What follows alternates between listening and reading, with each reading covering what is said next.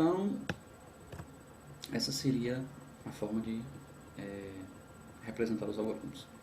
E que máquina executaria esse algoritmo? Como é que nós vamos executar automaticamente os algoritmos? Uma máquina que executa esses algoritmos automaticamente é o nosso computador.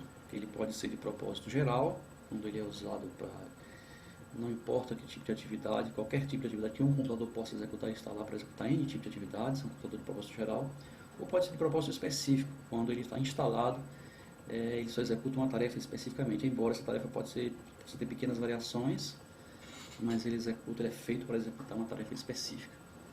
O computador de propósito geral, ele possui mais ou menos, os componentes desse computador são mais ou menos estabelecidos nesse desenho que você está vendo aí abaixo. Então, ele possui dispositivos de entrada de dados e dispositivos de saída de dados.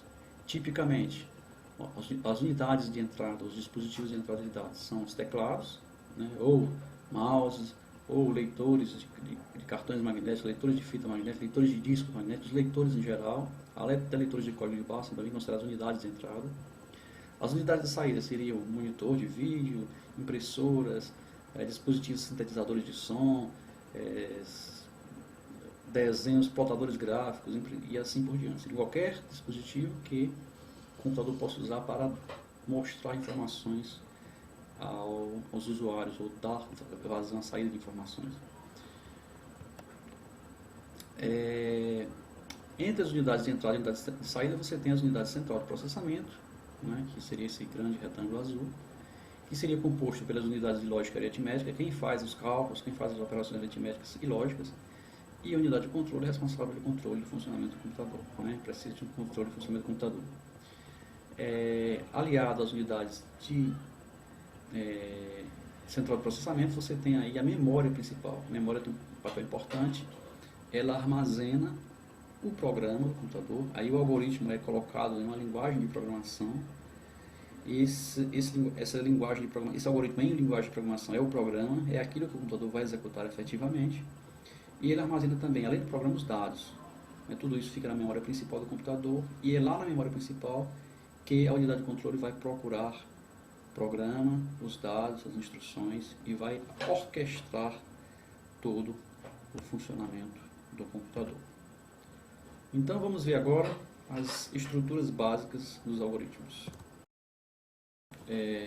A primeira coisa que nós temos que ter em mente é que o algoritmo é executado sequencialmente.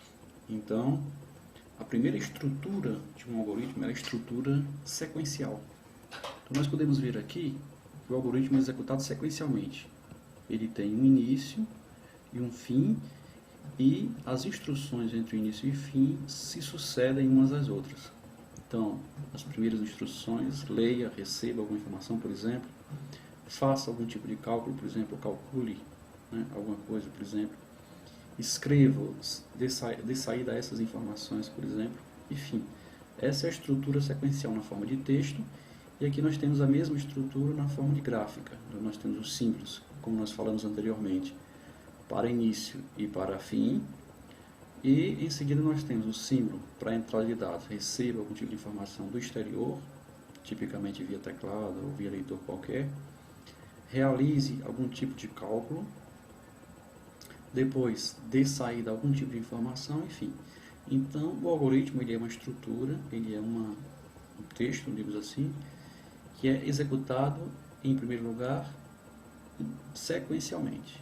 Então a estrutura sequencial é a primeira estrutura do algoritmo. Seguindo a sequência, né, obviamente que se o algoritmo fosse sempre executado numa mesma sequência, ficaria, ou sempre fosse executado sequencialmente, né, não tivesse formas ou múltiplos caminhos a seguir, ficaria difícil realizar tarefas úteis com ele. Então existem também as estruturas de decisão. Então em algum momento, em quase todo algoritmo, em algum momento é necessário se definir qual caminho a seguir baseado nos dados que foram recebidos. Então, quando temos aqui no texto, por exemplo, receba um determinado tipo de dado, se um determinado tipo de condição for verdade, ele pode fazer isso, se não, faça aquilo. Então, nessa estrutura aqui, nós estamos decidindo entre fazer uma coisa e fazer outra. Depois de feita tomada essa decisão aqui, nós continuamos o processo sequencialmente até o final do algoritmo. Graficamente, isso pode ser representado por essa figura. Inicia, realiza alguma coisa, submete alguma coisa a um teste de condicional, um teste de condição. Em seguida, escolhe se esse teste de condição automaticamente guia o processo de execução para um caminho ou para outro, de acordo, obviamente, com a condição que foi testada. Então, a segunda, diríamos assim, estrutura básica de um algoritmo seria a estrutura de decisão, ou também chamado de desvio condicional, né? É lógico que existe também o desvio incondicional, mas essa é uma estrutura de desvio incondicional, é uma estrutura em desuso, né? Não se usa mais nos algoritmos modernos o desvio puro simples, usa-se o desvio sempre subordinado a uma condição ou um desvio condicional. E a terceira estrutura é a estrutura de repetição. Existem tarefas que são executadas repetidamente. Então, sempre que você vai executar uma tarefa repetidamente, essa tarefa ela é colocada dentro de uma coisa que nós chamamos de laço, ou da palavra em inglês loop, né?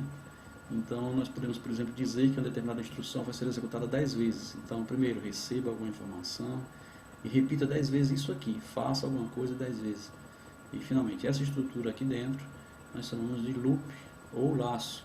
E, graficamente, essa é uma típica representação, embora existam várias representações de laços, mas essa é uma típica representação para dizer que essas instruções ou essas operações que estão aqui dentro serão executadas um certo número de vezes, no caso aqui 10 vezes. Então são 3 estruturas básicas que nós temos que dominar para poder fazer bons algoritmos. A primeira estrutura é saber que as coisas funcionam sequencialmente.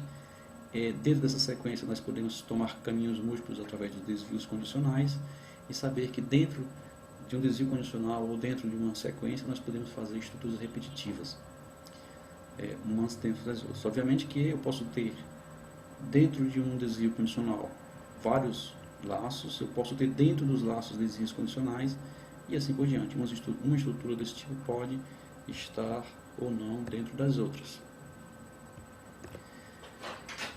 Bom, mas para fazer o algoritmo nós decidimos agora há pouco que precisamos de uma linguagem algorítmica, uma linguagem que permita a construção dos algoritmos. Muitos autores na área, eles usam uma linguagem algorítmica que é digamos assim, subconjunto do português. Muitos vezes chamado de português estruturado ou de Portugal, né? São palavras retiradas do português que são usadas para a construção de algoritmos. Alguns exemplos dessas palavras que são retiradas do português para a construção de algoritmos são, por exemplo, a palavra leia. A palavra leia significa quando o computador, hipoteticamente, receba a instrução leia, ele para a execução do algoritmo até que sejam fornecidos os dados especificados pela instrução. Esses dados são guardados depois de fornecidos ao computador, seriam guardados numa lista de variáveis fornecidas juntamente com a instrução leia. Uma outra instrução também muito usada em algoritmos em Portugal, português estruturado, seria a instrução escreva. A instrução escreva, ela tipicamente envia dados especificados na forma de variáveis também, você diz, né? Esses dados são enviados para a unidade de saída. A unidade de saída é tipicamente um vídeo do computador, tipicamente uma impressora.